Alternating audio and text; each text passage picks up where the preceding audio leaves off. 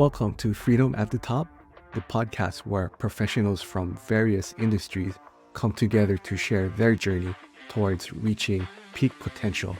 I'm your host, Rafael Ramos, and I'm excited to dive into insightful conversations with our guests.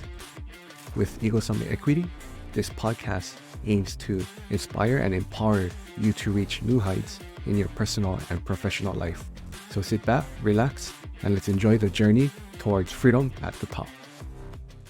Thank you for being on the show today with Freedom at the Top. Today we have Alex Kingman. He is the CEO of KGI Capital. Her company helps build people who choose to live on their own team terms, invest passively in apartment buildings, reduce their tax burden, and grow passive wealth. KGI Capital invests in 20 to 100 unit distressed multifamily real estate properties in the Southeast and Midwest. To date, they have acquired 253 multifamily units and have 30 million in assets under management. Before going full-time into real estate, Alex was one of the top Airstream salespersons in the country. She's located in San Francisco Bay Area and is mother of 2 girls. Her expertise are in investor relations, capital raising, sales and negotiating, marketing, investing in distressed properties. So thank you, Alex, for being on the show today. May you please share more about yourself and what brought you to be full-time in real estate investing? Sure. And thank you, Rafael, for having me on the show. I'm really excited to be here. Well, when I started out, I guess I found interest in investing just in general. When I was in middle school, I read a book by Robert Kiyosaki. It was just kind of the last book on the bookshelf that I hadn't read yet. So I was like, I guess I'll read this. I have a long drive to, go down to Southern California for vacation. I'll just read this. And it totally changed my outlook on money and investing and life, and changed the direction I took in my life as well, at least from a professional standpoint. So that set me at least on the right mindset and the right track, in my opinion, in that way. And then about when I was a little younger than 20, I think I was probably 19 or so, it became time to go invest in real estate. So by then I was out of high school and I could buy my own properties and that kind of thing. And my partner, he's my partner in business and in life.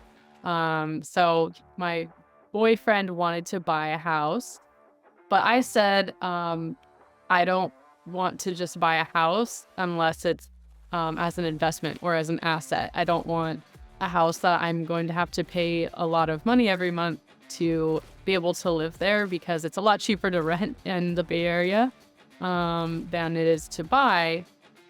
And so we decided to buy a house hack. And so for your listeners that may not know what that is, basically we lived in one side and rented out the other. So it was a small granny unit, 1 bedroom, or actually it was a studio, not even a 1 bedroom, one room plus a bathroom. Wow. So we lived there with our then 5-year-old daughter, and we rented out the main house, which was a 3-bed, 2-bath. And while we were living in the little granny unit, we actually renovated it.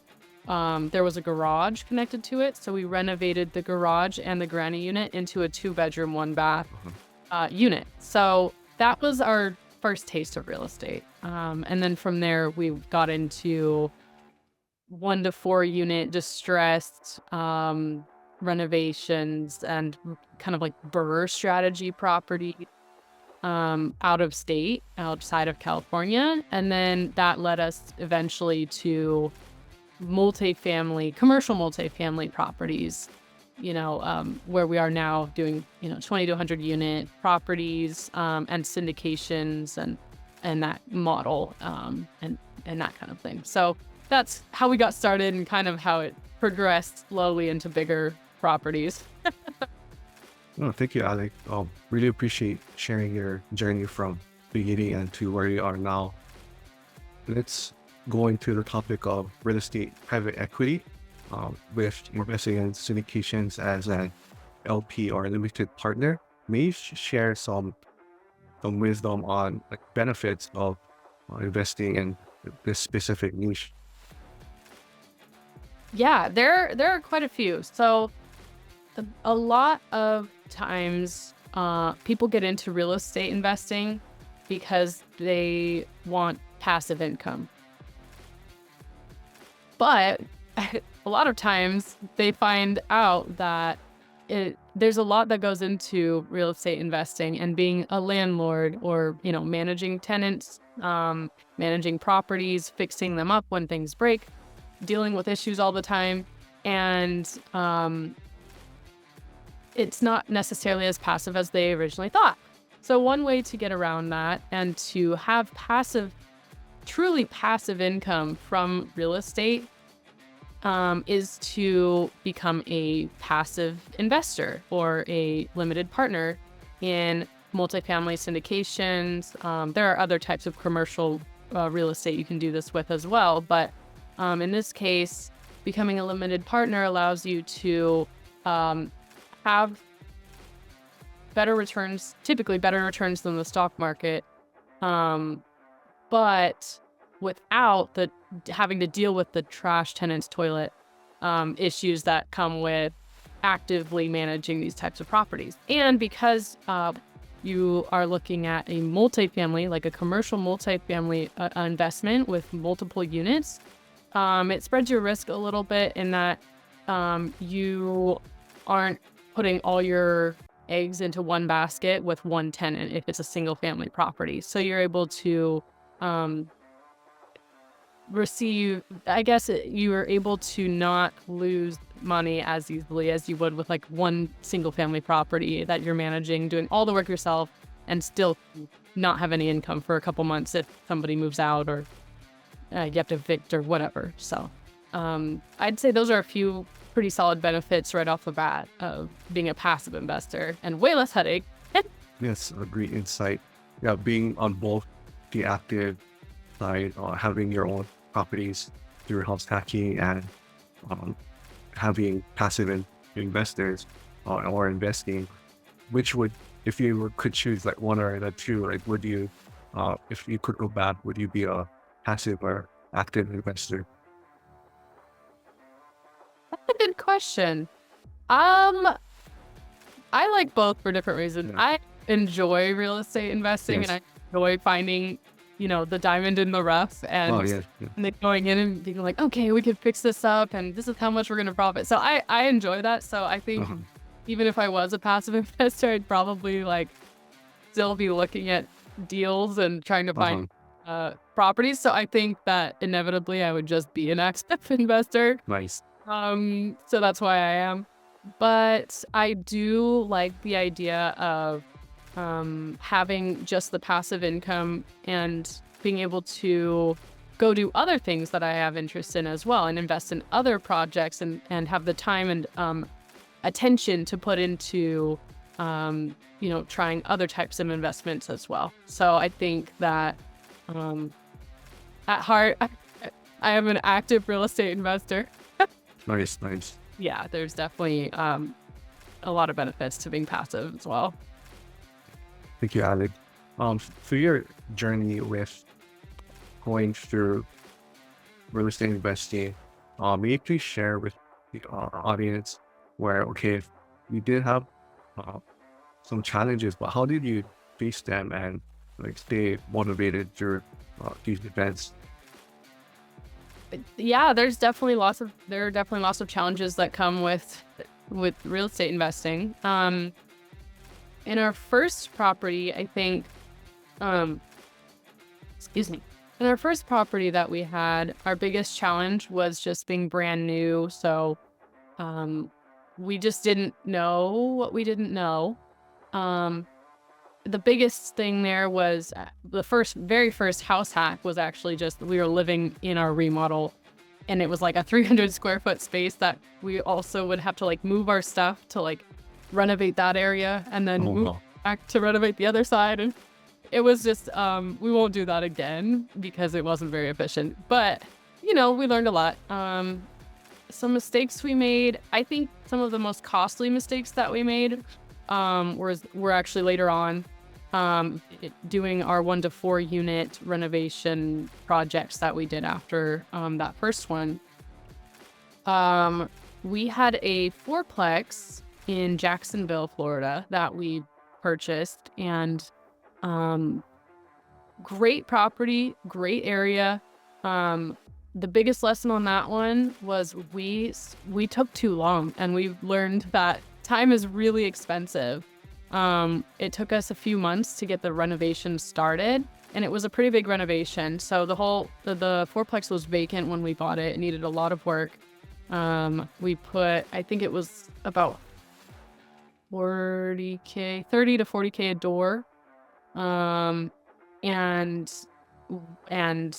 it just ended up taking longer to get started because we wanted to find the cheapest contractor that was still a good quality. But because we spent so much time trying to find that contractor, we lost like 3 months, and it would have costed us the same as like the next contractor's bid that was more expensive. So it was just like, something that we learned that was just kind of a newbie mistake.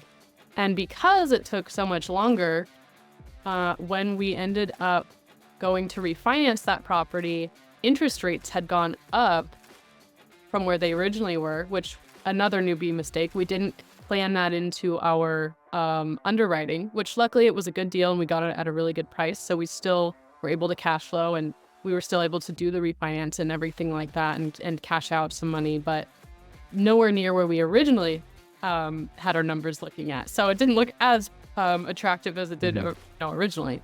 So that really just time was very expensive. That was our lesson there. I'd say our other big lesson was on a small property, a single family property. And we learned that vetting your property manager is very important.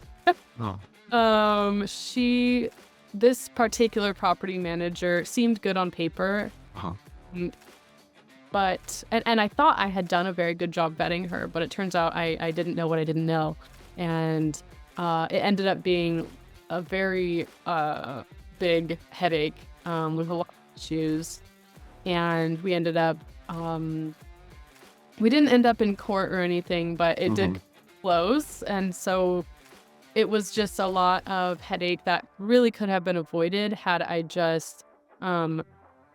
we just properly vetted her, which we just didn't know what that meant at the time. In Florida, we had such an amazing property manager and so we were just spoiled, and we just figured everyone was like that, and they're not. So, verifying the information, finding third parties to verify that information, doing reference checks, doing all of the things that are going to help you know that this person is going to manage your property the way you need them to. Because if you don't have a good manager, your property is probably not going to be an asset. It's probably going to lose you money because that's how important they are. Me, just out of curiosity, was your property manager for the single family side or the commercial multifamily side? For Florida or for the other? The other one, the second property manager. Oh yes, so that one was actually in Indiana, and she was actually just on the single family side. Oh wow. Multifamily properties we have had a couple different ones, but we did vet them and everything properly, so switching wasn't as big of a headache, surprisingingly, right? Because that's just one single family property, and it was so much more headache than our 72 unit property, that was for different reasons. Oh, big too. free to share, Noah, and thank you for sharing your lessons and wisdom here. Let's go to some win, like involving what you shared previously.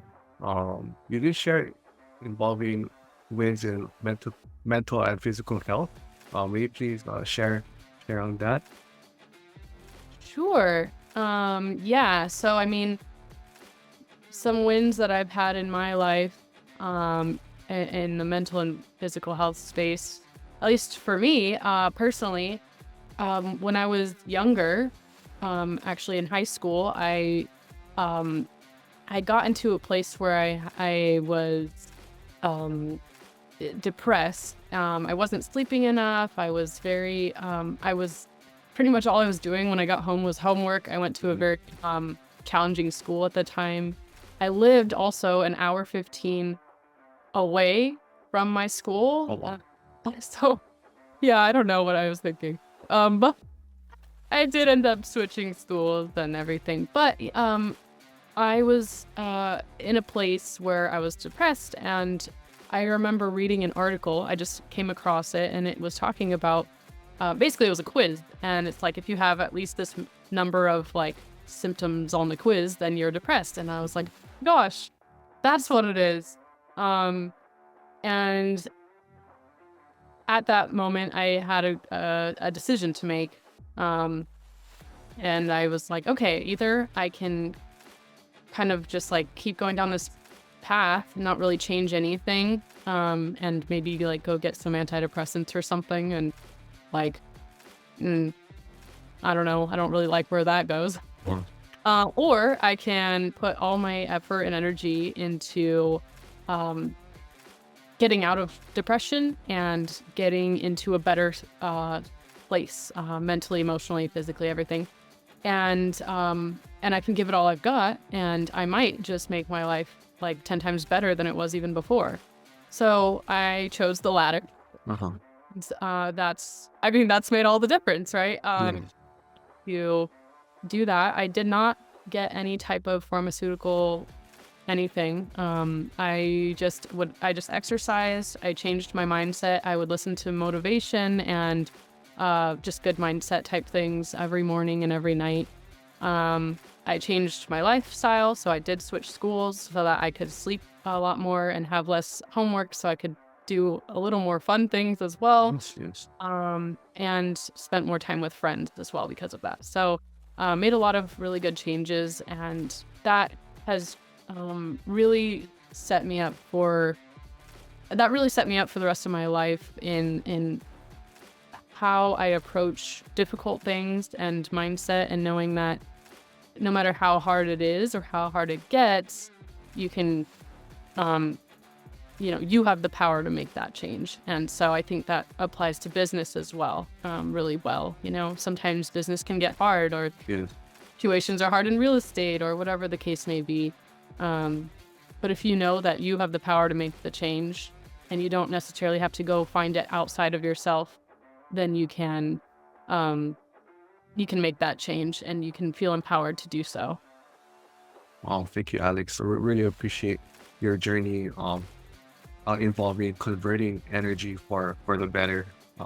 Very, very similar in the same sense where, okay, you find what you're going through, and you find, okay, what is a better alternative in your life. So I really appreciate this part of your journey. Yeah, thank you.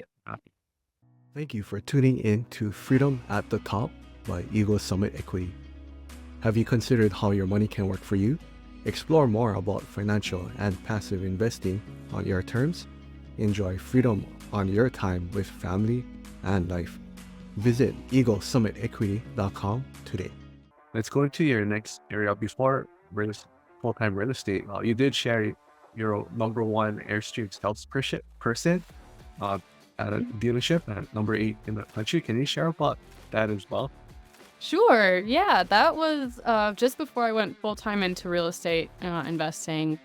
I was doing sales, and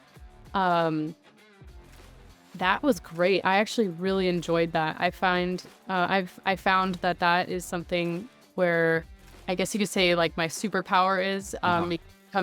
It brings everything I like together. So, talking to people, being social, helping people get what they want, and then making money doing that. So it was a really good place to be. And I worked really hard. My whole goal while I was there was to make as much money as I possibly could so that I could invest it into real estate. So the vast majority of it did go into real estate properties. It went into, for example, that fourplex in Jacksonville. It went into some single families and everything like that. So it really helped launch the real estate investments that we had, and then eventually that turned into our multifamily syndication company that we have now. So it was a great time. It was easy to transfer those skills over, I guess, to real estate, and it was definitely a hustle. I remember, like, we were very busy, especially during COVID, because everyone wanted an RV or a travel trailer, and so I would be there from 9 a.m. to 8 p.m. at night, like nights, and but I loved it. I got a little tired by the end, but I was ready to move on to real estate at that point and just do that time. So it was a good time. Wow, it's a great time in your life here. Let's go ahead to the next achievement you shared of building your real estate investing company. Maybe please share a bit on that as well. Yeah. So at first when I left Airstream, I was just like, I'm just gonna buy, I've got the capital. I'm gonna buy these single families or 1 to 4 unit properties. We're gonna fix them up, and we're gonna, I'll just, I guess that'll be that, and I'll just live on the cash flow. And it didn't exactly work that way, because it turns out that a lot of properties, like, they cash flow, but a lot of times also you need reserves, and it was just going to take a very long time to do it that way. So we started looking at scaling up from there and looking at multifamily properties that are larger, and that kind of got us started into where we are now, which is a whole company doing this, even though we originally started out thinking it was going to be like passive real estate investing.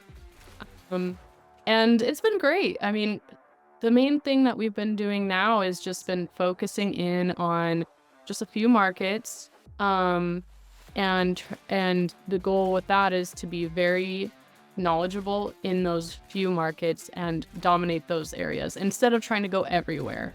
Because a lot of sponsors will do that. And if you have the resources to do that, it can be a good strategy as well. But if you're small and you don't want to be like running around everywhere, it definitely reduces a lot of headaches. So we're just focused in on, this year, we're focused in on Northern Florida and the DFW Metroplex in this.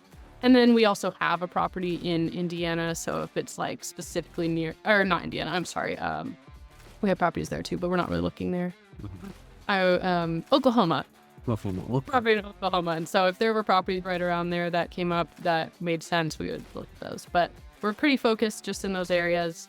And we took the same strategy from when we were doing smaller properties, which is just like a heavy renovation type strategy, looking for those distressed properties. And we have applied it to just bigger properties. So it's just scaling it up. So we've tried to keep it we've just tried to stay in our lane and what we know. And my partner, Brody, is a general contractor. So that's why we've focused on this, because that's what we know. And that's where our strategic advantage is compared to other sponsors in the space. A lot of them either shy away from projects that need a lot of work because they don't have the experience, understandably, or if they do take something like that on, maybe they're newer and maybe they shouldn't have, And then there are some that also do what we do and can do it well as well. But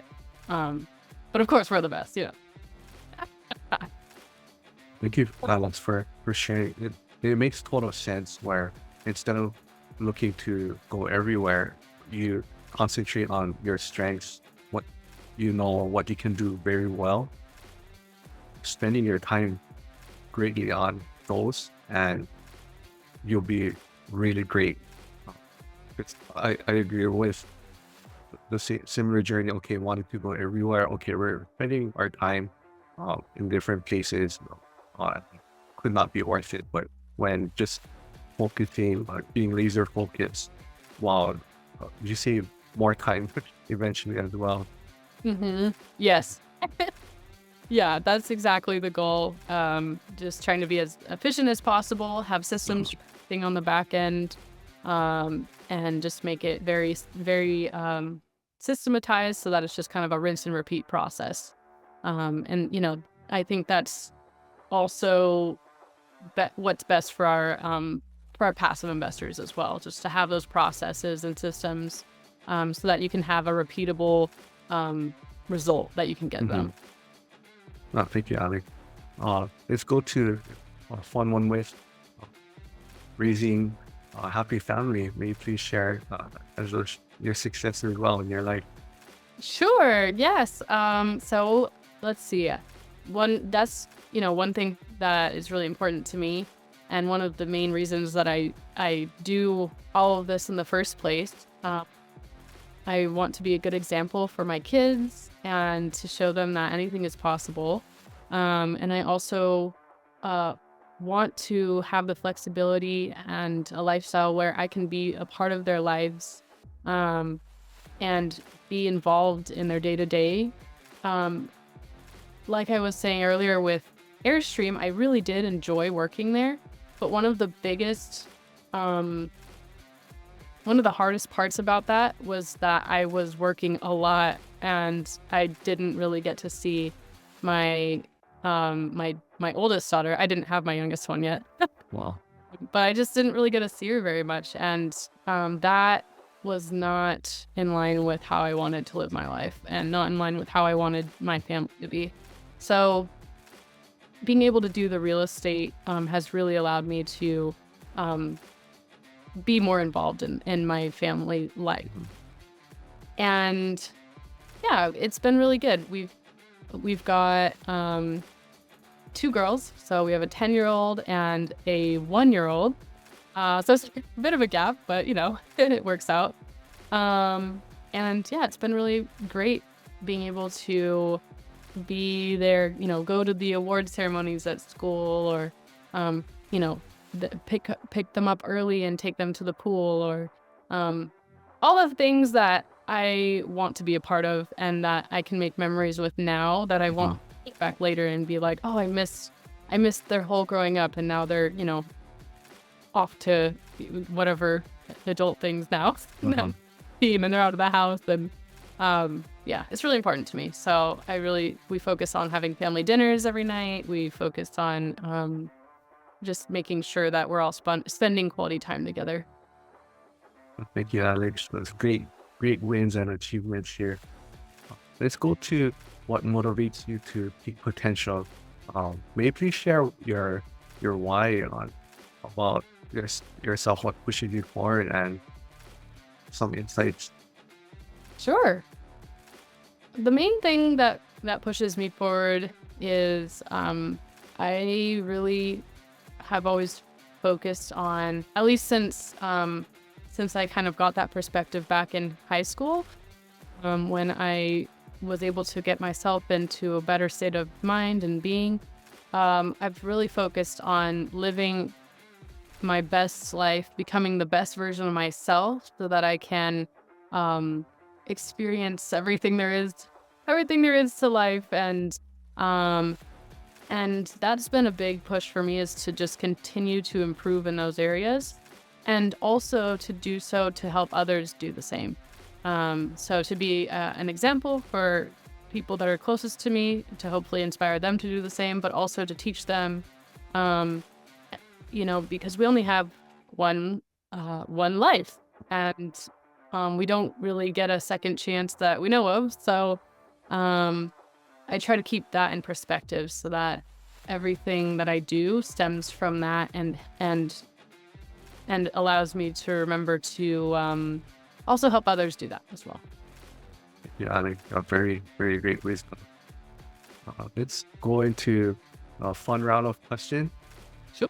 Well, what would be your favorite food or restaurant?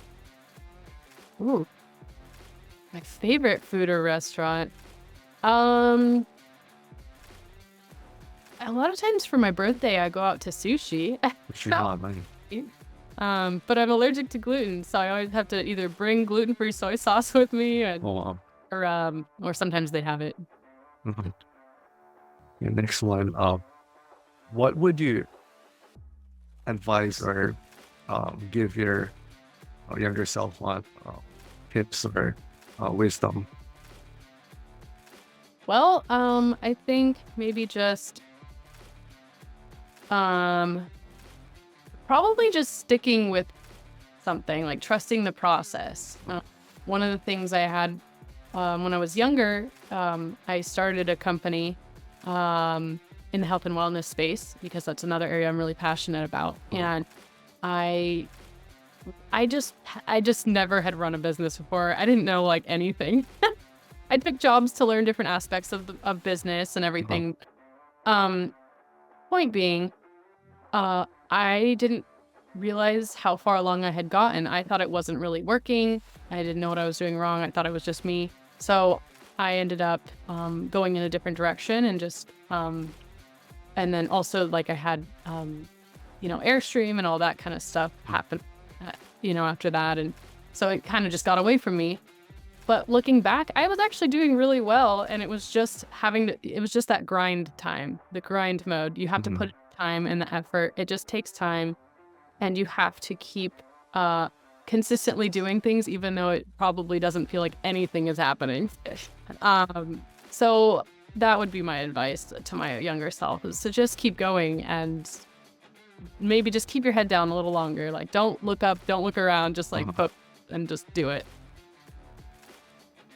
Next one, if you could have a deep conversation with any historical figure or fictional character, who would it be? That's a good question. Maybe I have a couple come to mind. I think Viktor Frankl would be very interesting. He wrote for Meaning, and I think he has some really, really interesting insights about life and what gives life meaning. And I've taken that into my own, I guess, insights as well. And then maybe what's the book? Oh, I can't remember what it's called. It's about a boy and he goes and finds a treasure, and it's very good. I can't remember the name. Oh well. No worries. Go. No worries. Thank you for sharing. And then one more. If you could learn a new talent, any talent, what would it be? Ooh. I think that a new talent. Okay.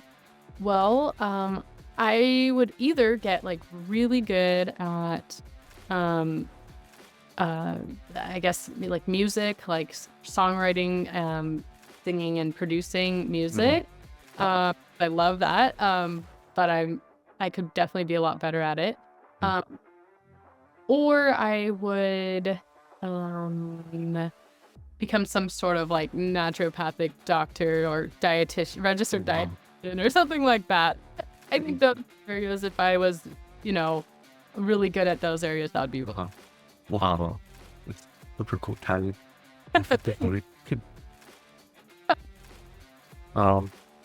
Let's see. Were there any questions that you wanted to answer that I didn't ask, or just to add on? I guess if I had any, I guess, imparting words, a lot of, I guess a lot of people maybe like hesitate to get into investing or start or try something, but I think with just a little bit of education and learning, you could change your financial position. You could have financial freedom and wealth, and it just takes that first step of just learning. So I try to share a lot of information, mainly through our newsletter, our email newsletter. But I try to share a lot of information that helps passive investors learn about, or potential passive investors, right? People who want to, but they don't know about it. I try to help people learn about it so that they get to a point where they can invest in something like this. Because there is a bit of a barrier to entry. You got to learn the lingo and understand what you're doing before you get into it. So I'm really passionate about helping people change their lives and change their financial futures like that. So I guess I'll make sure to include a link to that, so a link to the newsletter, so that any listeners can go check it out. Definitely. We'll add in the show note as well. Wanted to share, Alex does share a lot of value. It's called the Passive Investor Weekly, and she does share a due diligence checklist as well. So in the show notes, I'll have her contact. And if you any opportunities or any way to reach out to you, what would be your main contact as well? Yeah, the best way to contact me would be through our website. So that's www.investwithkgi.com. Thank you so much, Alex. Really appreciate your time on Freedom at the Top, Alex, sharing all your experience, your wisdom and insights. And I learned a lot as well. Thank you for being on the show, and have a great week. Thank you very much. Thanks so much, Raphael. Thank you for tuning into Freedom at the Top. If you enjoyed today's conversation, be sure to subscribe for more inspiring content. Feel free to leave us a review and share the show. Until next time, keep striving for greatness and aim for freedom at the top.